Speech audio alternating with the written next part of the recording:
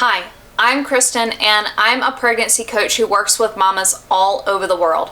I help you go from feeling anxious and overwhelmed to really enjoying your pregnancy, preparing for a sacred birth, and giving your baby the beautiful beginning that you are dreaming of. Today I want to talk to you about how pregnancy diet research is changing everything. The reality is the pregnancy diet information that you get at your doctor's office and maybe even from your midwife, and the pregnancy diet information that you're getting in the government pamphlets that get handed out and in the pregnancy books is probably not actually research. It's outdated advice or government propaganda that's been handed out because it's all focused on controlling weight gain, and it's not based on evidence and it's not based on research. It's just based on conjecture and paranoia about the size of a woman's body and what she looks like and what they think that might mean for her and her baby's health later on in life. So if it's not based on research, then where does that leave you? It leaves you wondering, okay, Kristen, what am I supposed to do? The good news is that there is pregnancy research going on.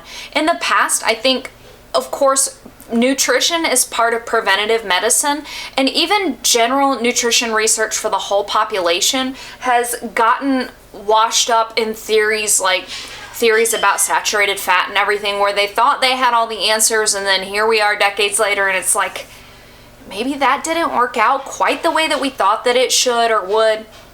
Anyways, what we see is that overall preventative medicine didn't get a lot of looks at it, and when we had theories about how nutrition might impact disease, there were theories that took over and they ran with them, and it ended up that those might not be the whole story or even any part of the story in some cases.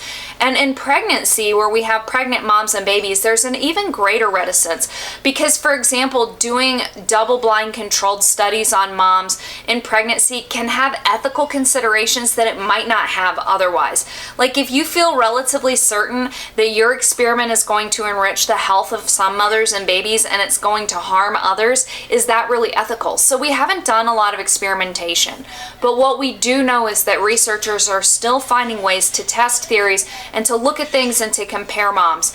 And we know that there are things that were suspected decades ago by some doctors and care providers that are being validated now. For example, one thing is protein. We know a lot more about protein both in the general population and for pregnant moms. And the reality is that protein is what the human body wants.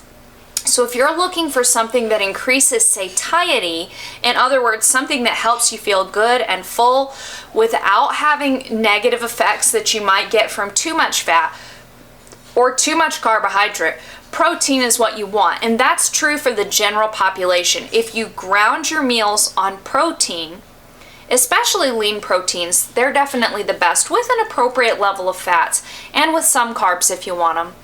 But if you ground your meals on protein, then you feel more full and you experience fewer cravings, because when you're having a lot of cravings, your body is actually trying to get protein. And if you think about it, like think about how much, say, cheese would I have to eat versus potato chips. You would probably eat a lot less cheese before you felt full than you would potato chips, because in order to get the same level of protein from a potato chip, you just have to keep eating and eating and eating and eating and eating. Now, cheese might not be the best example either, because you don't want to eat a ton of that. But think about, say, a chicken breast versus a bunch of potato chips. You just eat a lot less. And the same is true for other things like potatoes and things like that that provide some other nutrients as well. But the reality is you're going to need to eat less protein because it keeps you satiated. We also understand a lot more about insulin resistance. And the reality is when we have pregnant moms who are at risk for things like gestational diabetes, late onset preeclampsia, and those sorts of things, research is pointing more and more to insulin resistance being a problem. And this isn't a problem of pregnancy. This is really a problem of crappy diets overall as a worldwide population. And so the solution is to help the pregnant mom eat in a way that understands pregnant physiology and how a pregnant woman's body responds to those things, insulin production and carbohydrate and all of that. But also to realize, of course it's predictive that if a mom has a crummy diet during pregnancy that would indicate gestational diabetes, she may be in trouble later on in her life if she doesn't make dietary changes, right? So it's not necessarily that you're at risk for some pregnancy disease that's then going to put you at risk for something later. It's that there may be lifestyle and eating patterns to look at overall that manifest during both of these times, pregnancy and later in life, when the body tends to be more affected by problems than it does when you're young and able to compensate better.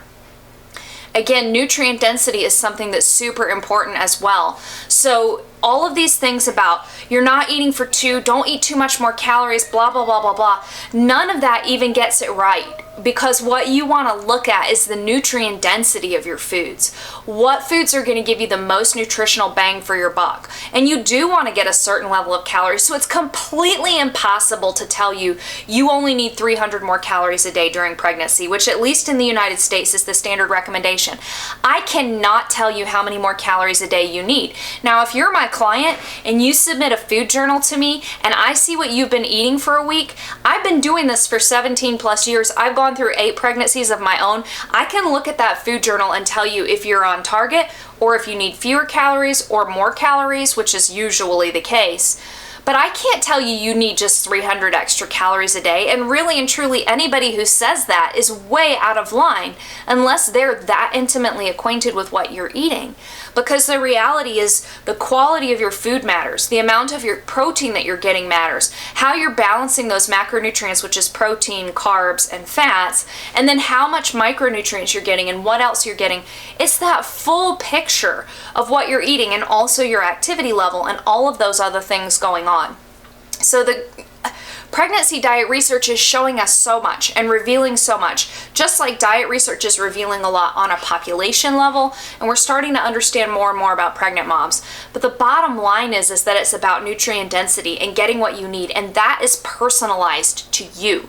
So you can't read blanket advice. You've got to look at what you're eating, what you're taking in, your body, your lifestyle, and then go from there. And that is part of standing in that place of being in charge of your own pregnancy and your own body and being in tune. Now, I know that can feel overwhelming because sometimes you feel like you're drinking from a fire hose. How do I even process all of this, Kristen? How do I put this into play in my life? I didn't know any of this. That's one of the reasons why I love working with moms as a pregnancy coach. I'm there for you to help you look at your diet. I love looking at diet logs. I love evaluating diet journals. I am there for you to help you sort through all that and figure out what is right for you.